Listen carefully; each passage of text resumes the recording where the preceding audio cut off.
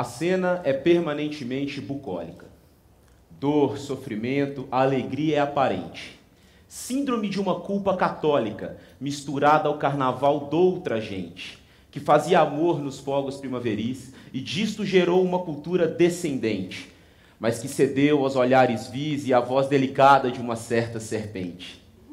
Ouvisse a palavra de Mamon? Conheça agora suas concubinas. Não pode crer? Então tá bom. Espere até que suas meninas dancem nuas nos seus shows e seus filhos irem para as minas de cobre, ferro, ouro ou para a guerra, como as das Malvinas. Síria, Iraque, Golfo, Vietnã, tudo isso já sabemos que já aconteceu. Mas o que irá acontecer amanhã não dirá você, muito menos eu. Cada tempo tem o seu império, e a história é do que prevaleceu.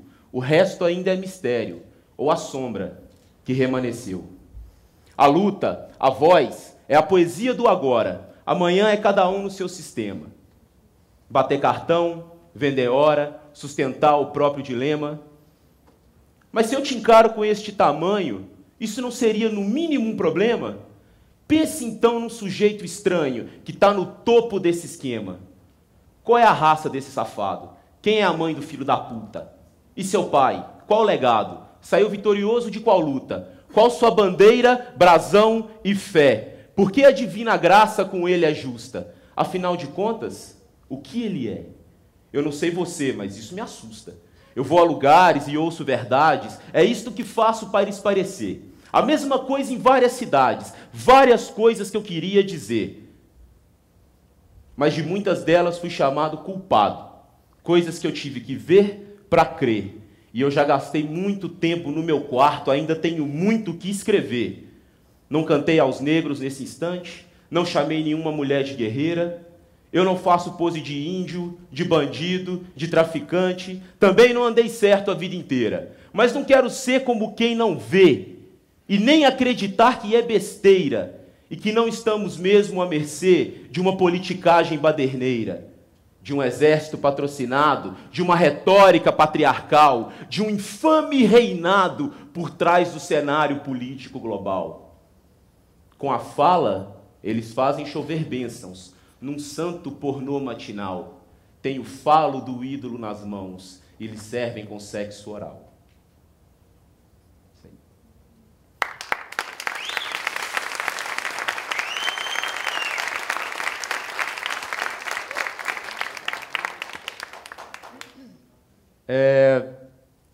Acho que como todo mundo aqui, ou a grande maioria das pessoas aqui, todo mundo não, né? A gente está no Brasil. Como a maioria das pessoas aqui, eu nasci numa família de católicos não praticantes. Né? Ri não, mãe. Eu nasci numa família de católicos não praticantes. Né? O que seria isso? Talvez aquele que, pelo artifício da conveniência, da cultura, participa de um ambiente religioso, certo? Para mim era sair para comer hambúrguer. Eu adorava ir na missa porque o argumento que eu tinha era vamos comer um hambúrguer lá depois da missa. E eu lembro que a minha primeira experiência mesmo, talvez de fato religiosa, foi ir com meu avô para a missa. Meu avô, eu passava os finais de semana na casa dos meus avós, e meu avô era daqueles que assiste programa religioso, sabe? E ele ia para a missa, e eu dormia lá e ele me arrastava para a missa, né? A gente ia para a feira e para a missa. E eu na missa eu achava aquilo muito curioso. Eu via ali que tinha uma pessoa muito bem impostada e que todo mundo dava atenção para ela. Eu pensava, deve ser Deus. Aquilo é Deus. Deus vem aqui falar com as pessoas, né? Eu estou num lugar importante. E foi a minha primeira quebra de ilusão, assim. Aquela pessoa não era Deus, era o padre, que estava ali conversando, né, com as pessoas como emissário de Deus. Eu não conhecia ainda o que seria essa questão do emissário de Deus. Enfim, a vida seguindo, né, o curso da vida seguindo, eu passei Não, desculpa, perdão, deixei mais um ponto em relação a isso. Eu vendo aquela questão ali, vendo o padre ali, e descobrindo já que ele não era mais Deus, eu passei a prestar atenção nos outros signos, né, dentro da igreja. E eu reparei um painel ali atrás. Tinha um painel ali atrás, um desenho, né? E aquele desenho era o Calvário, era a crucificação, né, de Jesus. E eu querendo entender aquilo, se eu bem me lembro, eu perguntei para minha mãe o que era aquilo dali. Que desenho que é esse ali que fica atrás do padre? Ah, qual desenho? Ah, tem os anjos ali, tem Jesus, tal, tem cruz. Ah, aquilo é o céu. Falei, aquilo é o céu? É, aquilo é o céu. Aquele monte de gente sôfrega, né? Dolorida, machucada. E eu fiquei assustado com o céu. Então eu olhei para ali, foi a minha primeira crise existencial. Acho que eu virei metaleiro ali. Eu não quero ir para o céu mais. Eu não quero ir para o céu. Eu tive medo, eu senti medo. É verdade, eu senti medo naquele dia, eu senti medo naquele momento, né? Mesmo assim, ainda pelos rumos, né, do nosso condicionamento cultural, eu passei a frequentar as aulas de catecismo. E nas aulas de catecismo eu me apaixonei. E era motivo suficiente para eu ir no catecismo. Mas era ali próximo, ali no meu bairro, né? E eu fiz a primeira comunhão com a garotinha, tinha ali uns 11 anos de idade. E depois de ter feito a primeira comunhão, eu fiquei sabendo que tinha uma coisa que chamava perseverança. E enquanto a gente estava ali na perseverança, né, fizemos a primeira comunhão, permaneci na perseverança, eu quis continuar ali, porque ela estava lá, né? E foi ela sair da perseverança, eu perdi o interesse. Falei, não tem mais o que fazer ali, né? Vou sair daqui, não tenho mais o que perseverar aqui, estou perseverando com ela até hoje. E ela tá linda, cara. Nisso, passado mais alguns poucos anos, né, me foi aconselhado fazer a crisma. E a crisma era necessário para eu casar. Falaram assim, olha, se você precisa crismar para casar, né, mãe? Você precisa crismar para casar. E eu conheci uma menina que era aluna da professora de crisma. E nessa época eu já estava lá roqueiro e tal, já estava bastante revoltado com algumas coisas assim, mas eu fui na crisma aí umas 2 semanas, 3 semanas, até levar o fora dela. Aí eu saí da crisma, não tinha motivo de continuar na crisma, né? Nessa época, eu estudava numa escola religiosa, né? Numa escola de orientação protestante, que tinha uma disciplina bastante rígida, assim. Tem alguns alunos aqui que foram de lá, eles sabem como é que é a disciplina da Batista. É bastante rígida, bastante, né? Mas nada comparado ao que a gente aprendeu nos estudos da história. Nos estudos da história, eu pude perceber, foi a minha paixão, e depois eu tive alguns breves momentos com a faculdade de História. Larguei 3 vezes, dei 3 meses de aula e fui preso. Mas não foi por causa de religião, não. Mentira, não fui preso, não. Só saí numa viatura.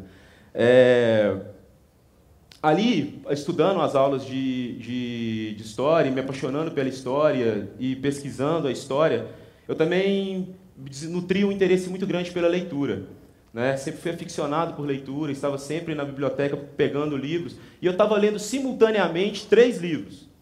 3 livros.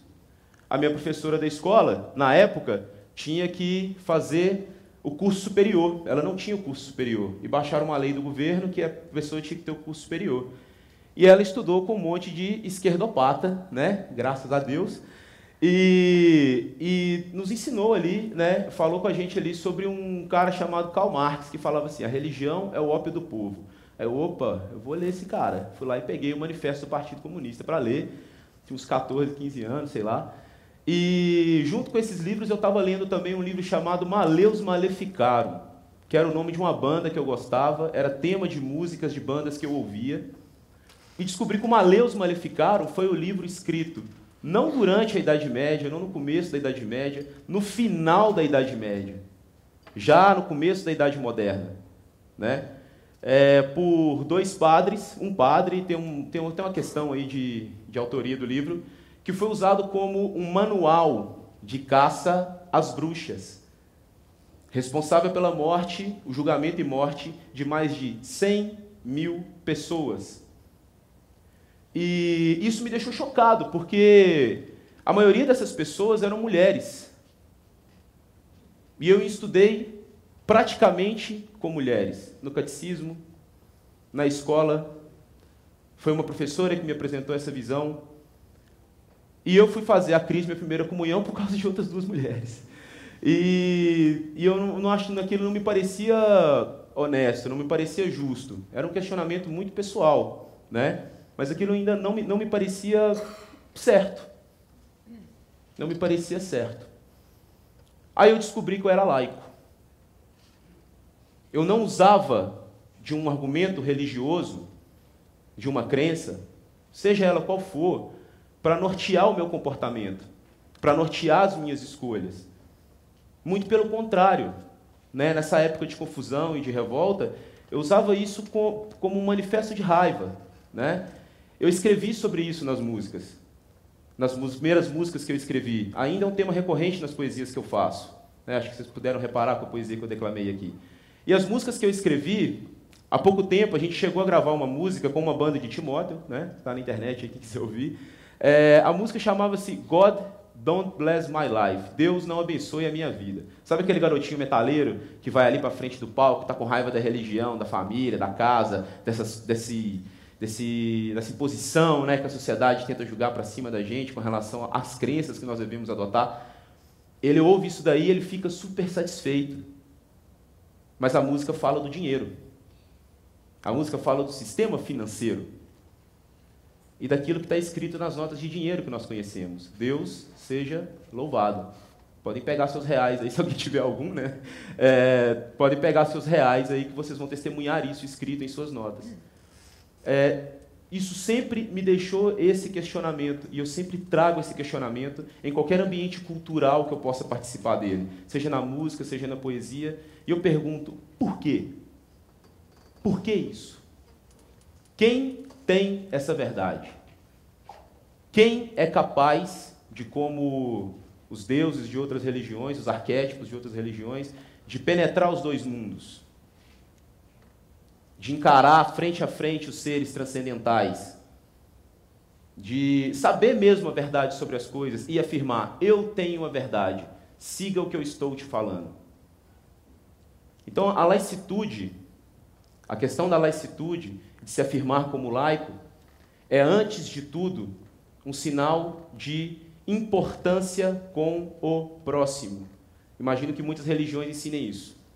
Só que quando você tem um ser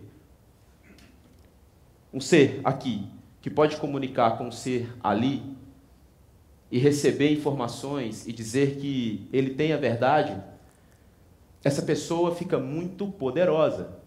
E nós vivemos tempos em que nós podemos perceber isso cada vez mais evidentemente. O argumento religioso elege líderes, derruba líderes, separa famílias. Então, a questão da laicitude, o que eu venho dizer aqui, eu não quero falar sobre o Estado laico, eu quero falar sobre essa questão legal que constitucionalmente nos é garantido. Eu quero só deixar essa mensagem, né, que é o que eu faço nas minhas músicas, nas minhas poesias, de que essa escolha tem que ser uma escolha, antes de tudo, pessoal, para a gente se libertar. E para a gente não ver como semelhante só quem desfruta da mesma filosofia que nós. Para que nós possamos ver como semelhantes qualquer um que tenha as mesmas impressões que nós, que tenha a mesma chapa que a gente. Porque a gente não sabe quem criou o quê, de onde a gente veio, para onde a gente vai. E talvez a beleza da vida seja de fato essa. Afirmar isso com violência, com agressividade, imagino eu que não seja um caminho saudável, né? Quem sabe assim a gente consiga construir uma perspectiva de futuro mais iluminada, mais amorosa, mais carinhosa, mais humana, e conseguir fazer o paraíso, né, eterno, aqui mesmo, do jeito que era no estado original das coisas, né? É isso aí.